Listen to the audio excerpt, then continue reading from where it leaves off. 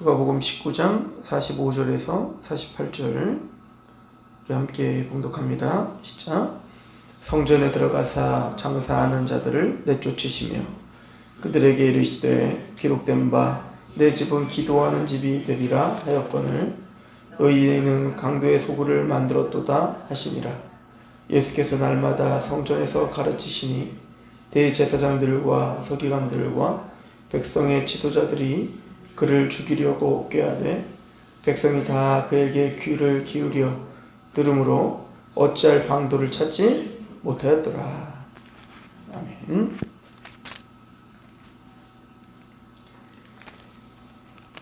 예수님께서 예루살렘에 올라가셨습니다. 올라가셔서 우리가 잘 아는 대로 이제 성전 청결 사건, 우리가 이렇게 알고 있죠. 성전에 들어가 그 성전에서 장사를 하고 있는 사람들을 다 내쫓는 장면입니다. 원래는 이제 그 절기 때마다 제사를 드릴 때에는 자신이 키운 양 중에 가장 흠없는 양을 골라서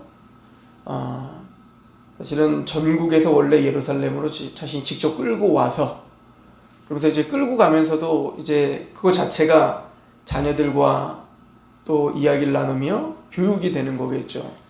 왜 우리는 이렇게 멀리까지 고생을 하면서 이 양을 끌고 예루살렘에 가야 되는 겁니까? 그러면 이제 대답을 해야겠죠. 바로 우리의 죄 때문이고 우리가 사실은 죽어야 되는데 대신 이 양이 대신 죽는 거란다. 그 하나님의 은혜에 또 감사하는 마음으로 또 우리는 매 절기 때마다 이렇게 예루살렘까지 가는 거란다.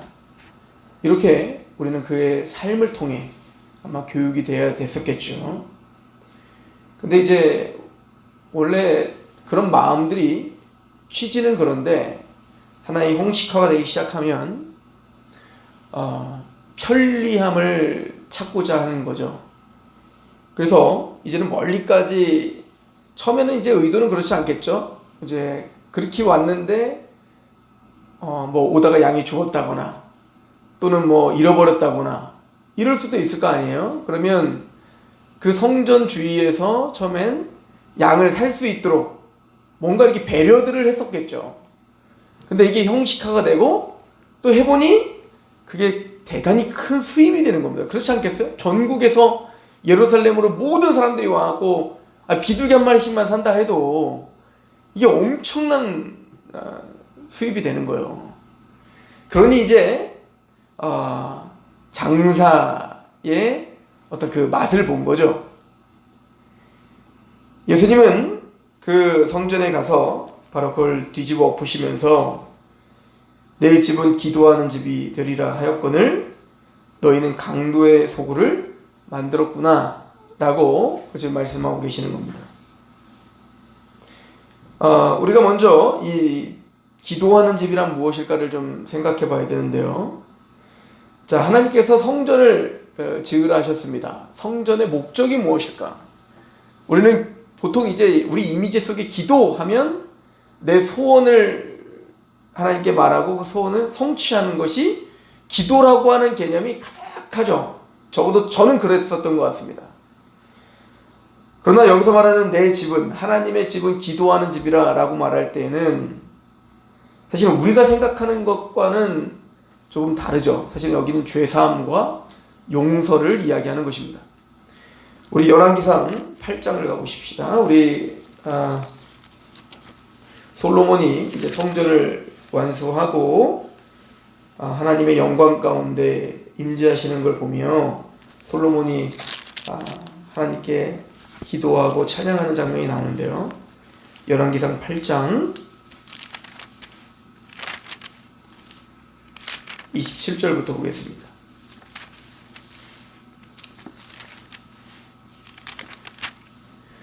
하나님이 참으로 땅에 거하시리이까 하늘과 하늘에 하늘이라도 주를 용납하지 못하겠거든. 하물며 내가 건축한 이 성전이오리까. 그러나 내 하나님 여호와여 주의 종의 기도와 간구를 돌아보시며 이 종이 오늘 주 앞에서 부르짖는 지짐과 비는 기도를 들으시옵소서.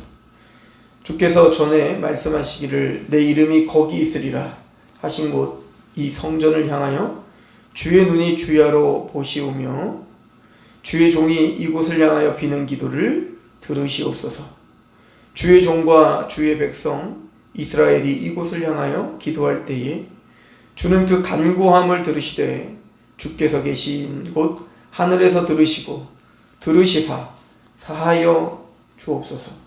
만일 어떤 사람이 그 이웃에게 범죄함으로 맹세시킴을 받고 그가 와서 이 성전에 있는 주의 제단 앞에 맹세하거든 주는 하늘에서 들으시고 행하시되 주의 종들을 심판하사 악한 자의 죄를 정하여 그 행위대로 그 머리에 돌리시고 의로운 자를 의롭다 하사 그의 의로운 바대로 갚으시옵소서.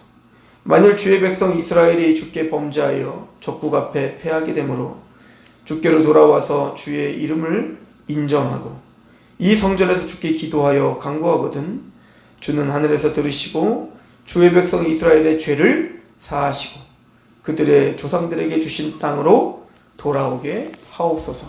모든 간구의 열매는 용서입니다. 죄사함을 말하는 거예요. 사실은 이 성전에서 기도라고 하는 개념은 우리가 죄인이라고 하는 것을 인정하는 게 먼저 겁니다. 그리고 그 성전에 나아가 양을 잡고 비둘기 잡고 소를 잡으면서 내가 그렇게 각이 떠져 죽어야 됩니다를 인정하는 거라고요.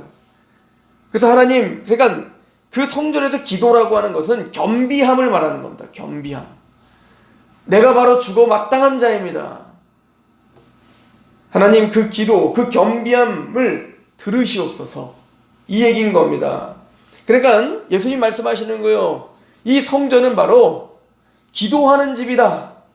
즉 하나님 앞에 내가 얼마나 자격 없는 자인지를 알고 철저히 그 십자가의 은혜, 즉 하나님이 그 화목제물, 그 속죄제를 통하여서 우리에게 주시는 그 용서하심을, 그 은총을 알고 온전히 하나님께만 영광이 돌려지는 그곳, 그게 바로 기도하는 집이죠.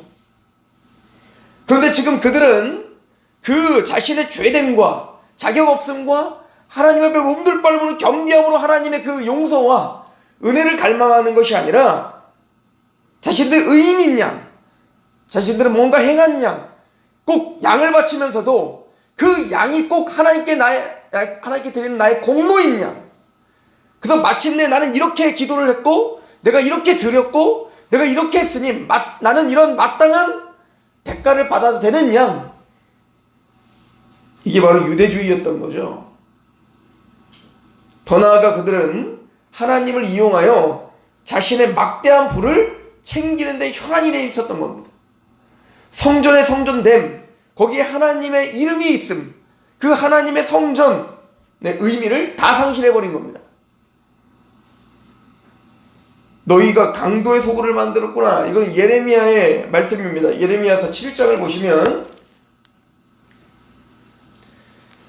예레미야 선지자가 이렇게 신탁을 선포했던 것을 염두에 두시고 주님이 말씀하시는 건데요. 예레미야 7장부터 7장 1절 여호와께로부터 예레미야에게 말씀이 임하니라. 이르시되 너는 여호와의 집 문에 서서 이 말을 선포하여 이르기를 여호와께 예배하러 이 문을 들어가는 유다 사람들아, 여호와의 말씀을 들으라.